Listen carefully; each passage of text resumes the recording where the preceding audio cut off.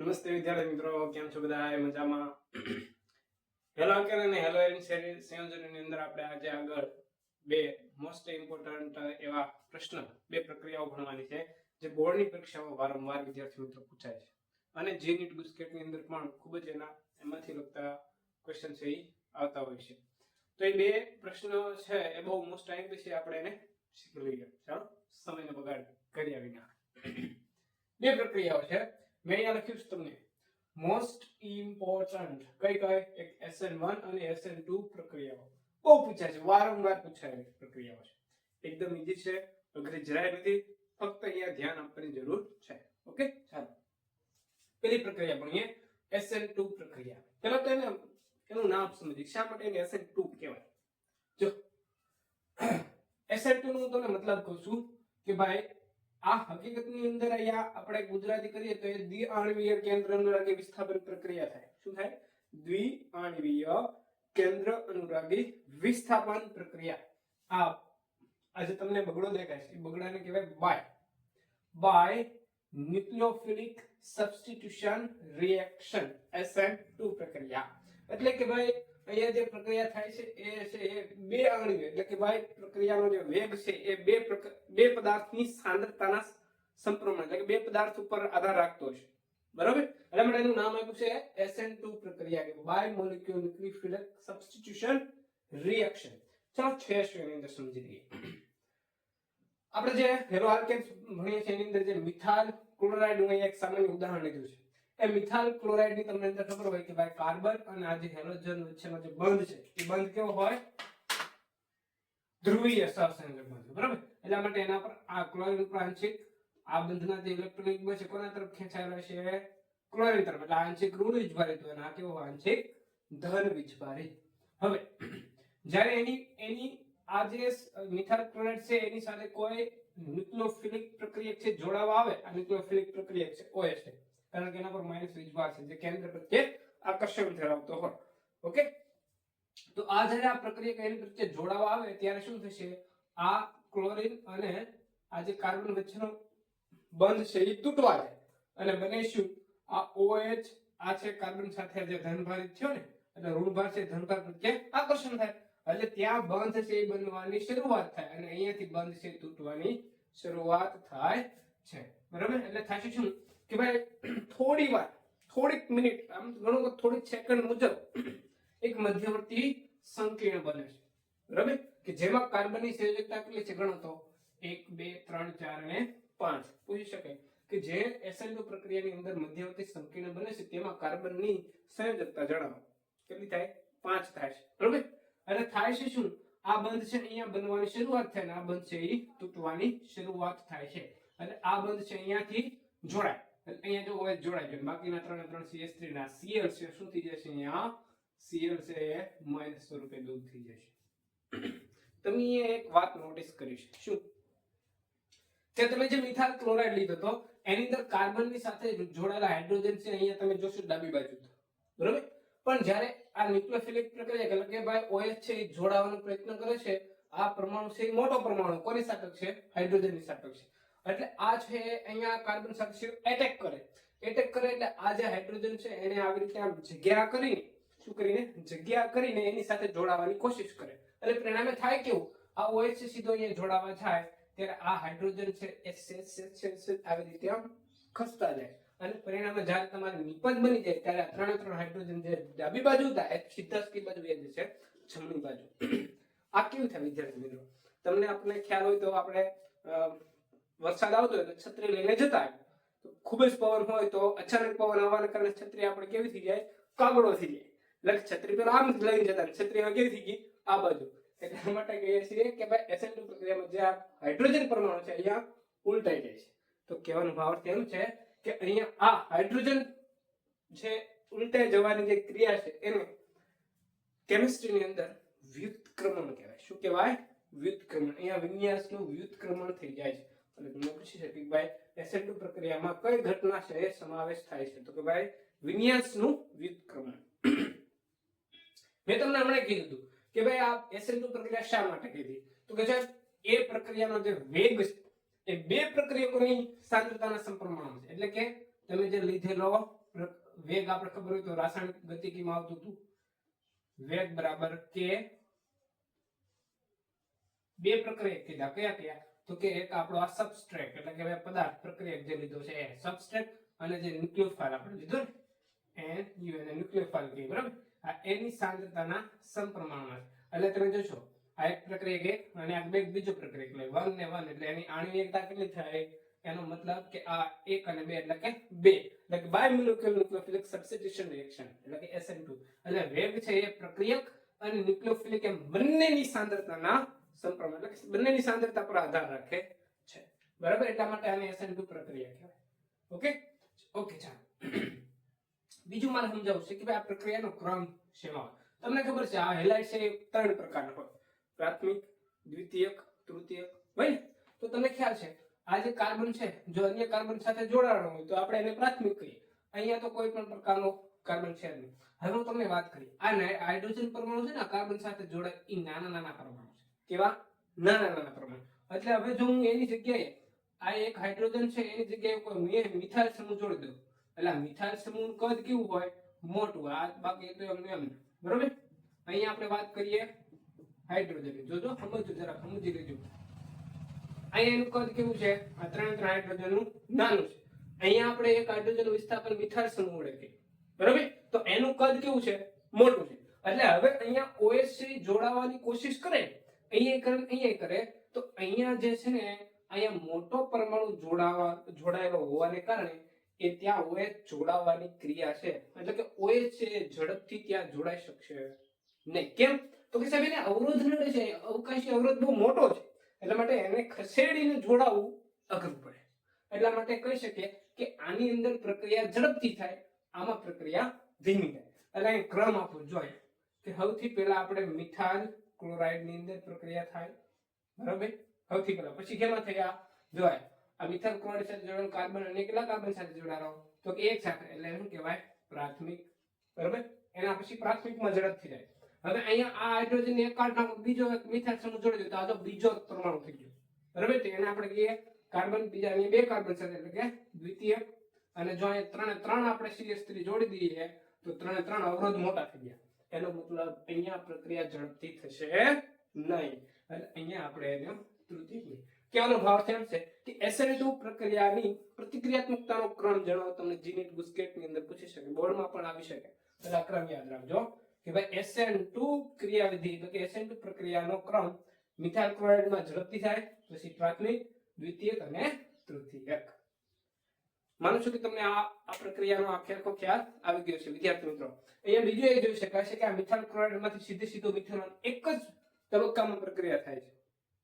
બરોબર એટલે આ હતી તમારી SN2 પ્રક્રિયા SN2 પ્રક્રિયા વિદ્યાર્થી મિત્રો બહુ બોર્ડમાં પૂછાય છે અને તમારે એને પાકી પણ કરી લેવી જોઈએ ચાલો હવે શીખીએ SN1 પ્રક્રિયા ચાલો વિદ્યાર્થી મિત્રો SN1 પ્રક્રિયા આ પણ SN2 પ્રક્રિયાની જેટલી જ ઇમ્પોર્ટન્ટ પ્રક્રિયા છે ચાલો જોઈએ પેલા તેનું નામ સમજીએ SN1 શા માટે કીધું આને કહેવાય યુનિમોલિક્યુલર ન્યુક્લિયોફિલિક સબસ્ટિટ્યુશન રિએક્શન યુનિમોલિક્યુલર એટલે કે એક જ પ્રક્રિયકની સાંદ્રતાના સમપ્રમાણમાં એની પ્રક્રિયાનો વેગ છે એ ફક્ત એક જ ઘટકની સાંદ્રતા પર આધાર રાખતો બરાબર કેમ રાખે છે ક્યારે રાખે છે એ આપણે આગળ સમજીએ પણ અત્યારે એ સમજો કે એક શા માટે લખ્યો ત્યાં તો કે સાહેબ એ જે પ્રક્રિયાનો વેગ હશે એ કોઈ એક ઘટકની સાંદ્રતા ઉપર આધાર રાખતો હશે ઓકે ચાલો શું કરવાનું શું છે SN1 પ્રક્રિયામાં તમારો લીધેલો જે ઘટક છે આલ્કાઇલ હેલાઇડ છે એ આલ્કાઇલ હેલાઇડને સૌપ્રથમ પ્રોટીક દ્રાવકમાં દ્રાવ્ય કરવામાં આવે છે એક સ્ટેપ વધે છે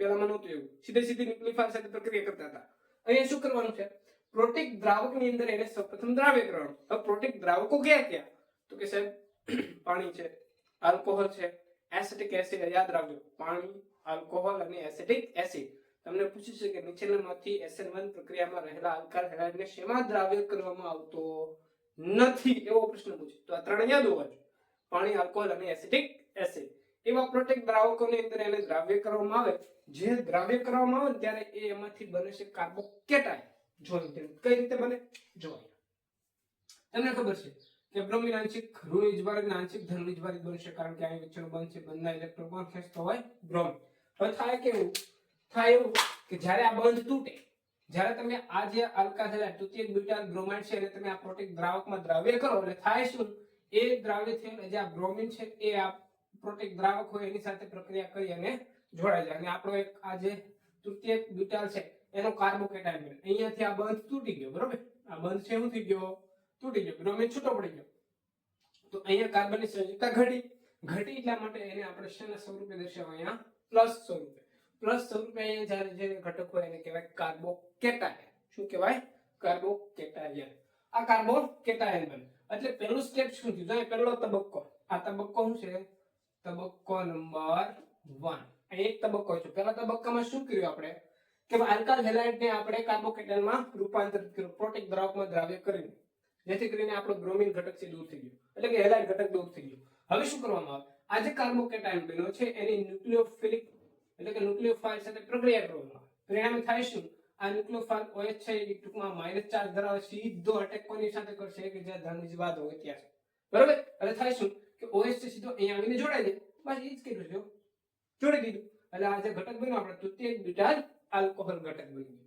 તો અહીંયા જો વિદ્યાર્થી મિત્રો આ તબક્કો કેટલા આવશે તમારો, આ તબક્કો નંબર 2. તો જો કેટલા તબક્કામાં પ્રક્રિયા છે, તબક્કો નંબર 1 અને તબક્કા નંબર 2.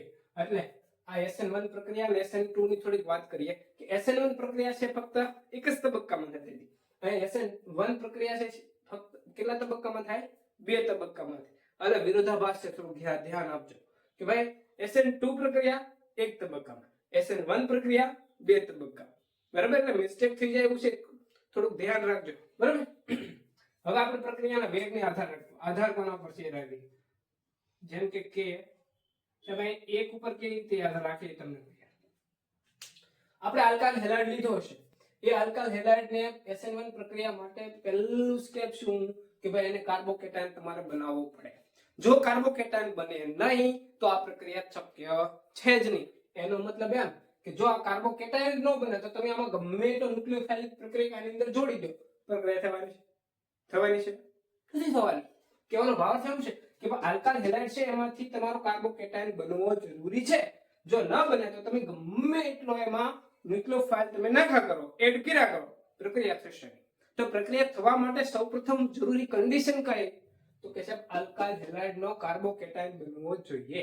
એટલા માટે અહીંયા પ્રક્રિયાની સાંદ્રતા કોના પર આધાર રાખે છે, ફક્ત આ કાર્બોકેટાયન ઉપર, મતલબ સબસ્ટ્રેટ ઉપર. એટલે કે ભાઈ આ સબસ્ટ્રેટ ઉપર આધાર રાખતો હોવાથી એને યુનિમોલિક્યુલર ન્યુક્લિયોફિલ સબસ્ટિટ્યુશન રિએક્શન કહેવાય છે. એટલે પ્રક્રિયાનો વેગ છે એ એક તબક્કા ઉપર આધાર રાખે, મતલબ એક પ્રક્રિયાની સાંદ્રતા ઉપર આધાર રાખે, બરાબર. પેલી દ્વિઆણવીય પ્રક્રિયા હતી, આ એક આણવીય પ્રક્રિયા છે, બરાબર. આ તમને અમુક એના તફાવત પણ પૂછી શકે કે ભાઈ SN1 અને SN2 પ્રક્રિયાની ક્રિયાવિધિનો તફાવત આપો.